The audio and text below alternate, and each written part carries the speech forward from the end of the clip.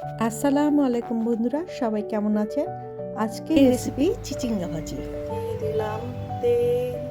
তেলটা গরম হওয়া মাত্র দিয়ে দেবো পেঁয়াজ, একটু রসুন, আর দিয়ে দিব লবণ। লবণ, পেঁয়াজ, রসুন আগে একটু ভেজে দিব। দিয়ে দিব চিংড়ি মাছ,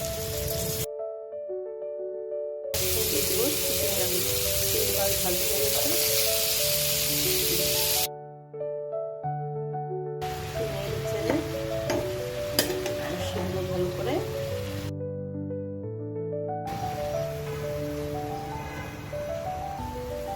আর দিয়ে দিব নারকেল ডাটা।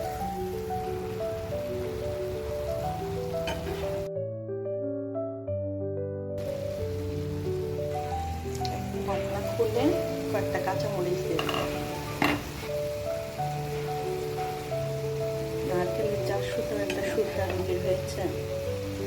এখন এটা নেড়ে চেড়ে আরো 5 মিনিট রান্না করবো।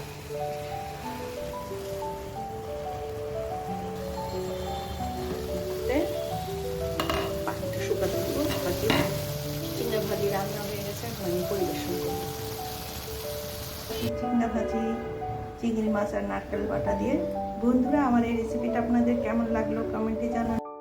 আর সবাই সুস্থ সুন্দর থাকবেন। আল্লাহ হাফেজ। আসসালামু আলাইকুম।